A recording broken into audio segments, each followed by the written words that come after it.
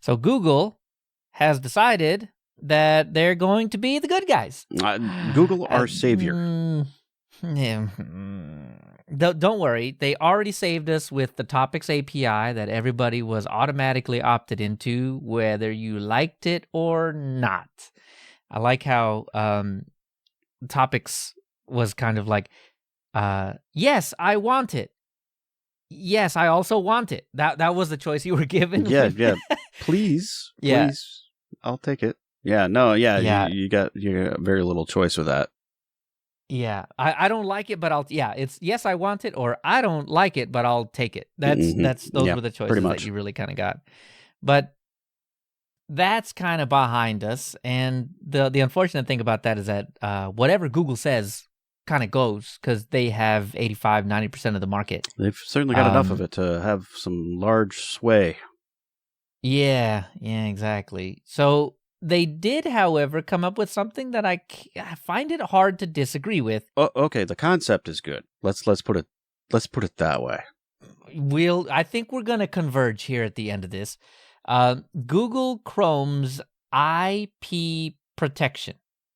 Okay, this is basically Google Chrome taking your request to any website and proxying it once or twice through their own servers so that they can obfuscate the source of the request to the server that receives it. So if I go to Ars Technica, it just looks like a request from Google. And if Ars decides they want to dig real hard and they peel that back one layer, they'll just find another Google server back behind there. But behind there will be me. And my IP will effectively be obfuscated to anybody that is trying to look on Ars's end. So what do you think? What do you think, Dan? It's a good thing, right?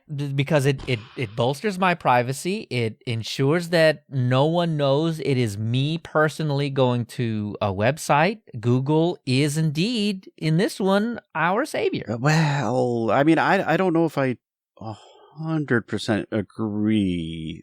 I mean, so conceptually, that sounds nice that they're hiding things for us. However, I feel like they're hoovering up all of the information that is going out there, and even though many of those things are encrypted, is it all and not it's not complete, right? And what's stopping them from trying to decrypt any of it too, right? They could play back the internet for us. The interesting thing about decryption is that everybody decides, for some reason in their minds, that decryption can only happen like at the time. Mm-hmm. But that's not the case, right? Oh, no. Like anybody that takes any data that is encrypted can, in 10 years, decide to decrypt that with better hardware, better technology, and better, right? So if the data's at rest, encrypted, just a matter of time before we can just crack it open like an egg. But nobody thinks about that 10 years in the future. It's definitely going to take more horsepower than we have today. Right. But Google, of all the people that could be doing the decrypting in 10 years, Google seems like one of the companies that would be able to just be like, oh, wait, look, 10 years ago, crack. Yeah, or even if it's like, even if they're rolling it back, 5 years, it helps paint profiles and stuff. So I don't know if that's great. And I mean, how much have you really changed in the past 5 to 10 years? Oh yeah, that's it. I don't know. So I have some hesitation with that. I don't know that they're the best stewards of my traffic, or I don't know that they have that in mind, because let's face it, Google, as we've said several times, is an advertising company. And so they want... Actually, you said that within the past 24 hours, and I appreciate you for it. I know. I've said it a few times. Anyway, so yes, that is their primary goal, is to be an advertising company and sell either directly advertising to you, or sell your information to other companies that do advertising so that they can target advertising to you. So I agree with you there. The thing that really gets me is that we're coming off of the Topics announcement, the Topics API, and real quick refresher on that. Topics API was born of flock, which we Right. really covered on this show. Right. But Topics was the easy version of that basically said Google locally is going to peruse your browsing history and create topics based on what it is that you've browsed. So if you've gone to a lot of sporting websites, like you like the NFL and NBA and cricket and things like that, they're going to put you into a sports category. And then whenever a website asks, hey, how do I advertise to this person? Google's going to be like, hey, sports is one of the things that they like.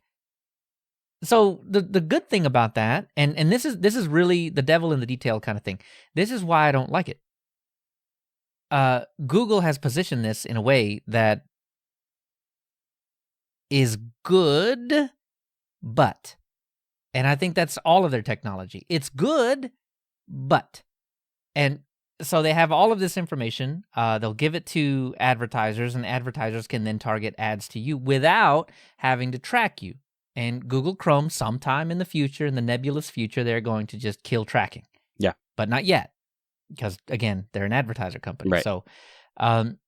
So they're going to have all these topics based on your browsing history, and they're always gonna, and this is that good little devil in the detail. They're gonna throw in a random topic that doesn't apply to you into the mix. Yeah, so right? they don't fingerprint you as well, right?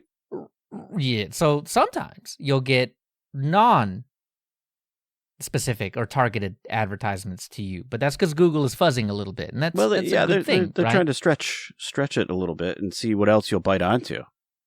So the downside to this, though, is that because Chrome is and when I say dominant, I mean dominant browser in the sandbox here, they get to control it. They have created a standard that nobody else but Chrome has agreed on, and they are pushing that forward for 85-90% of everybody that's using the internet. That is just now the standard. I know. And nobody else, not Firefox, not Vivaldi, not Brave, not Safari, not anybody else, had much of a say in it. And even if they did have a say, Google could just say, I don't care. Yeah, we're going to do it anyway, yeah. Yep. And so they get to control the advertising market. And because of this, that means that Google is going to be the biggest advertiser on the planet. Yeah.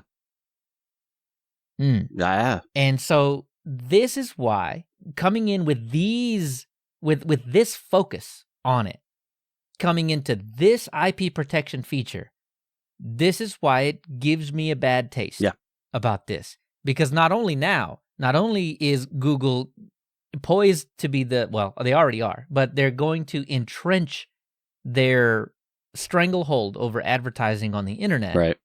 They are also now going to tunnel all of your data through their servers to get to the endpoint. They tried this before, and we talked about it before with AMP, the accelerated mobile pages, where Google would just cache the entire internet. Yeah. And then just say, hey, man, don't worry. You don't actually have to go to Ars Technica.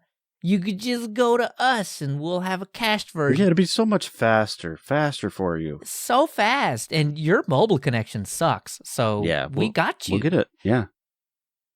Every single good thing that they have done, just think advertising. Yep. How can someone use the information that they're gathering by doing something good and use it for their own monetary gain? And Google is fantastic about this. They have some great technology. Absolutely. How can they use mail, something so simple and so mundane and so boring?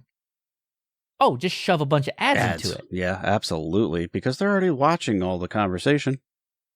Yeah. And that's one of that's the other thing, right? Like, I don't think everybody knows. Surely you, listener, nodding your head saying, I knew this. Yeah. No. But Google reads your email. Yeah, well, I mean, they can. You gave it to them.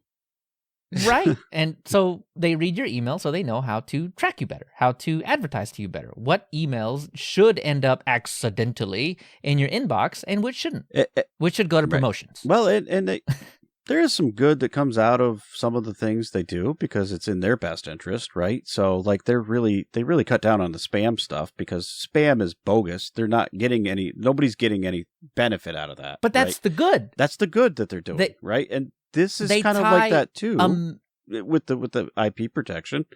Like, right. It's obfuscating things. It's not necessarily security when you do that, by the way.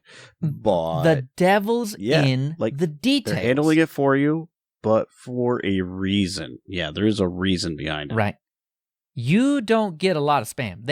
Google has some of the best spam filtering in the world. And they implement. I don't even think I should qualify that. I think it is the best. But they've also raised the standards on the way email is supposed to, happen, right? With DKIM signing and DMARC and all of that stuff to make sure that that spam is pushed down because it makes their reconnaissance, if you will, noisy, and it gets in their way. So that's their goal on that. So same thing here.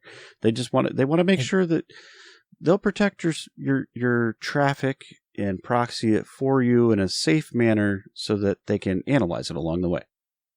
That rubs me the wrong way. A little bit, yeah. But I mean, yeah. You have to find the angle and learn how to defeat it in a different way, I suppose.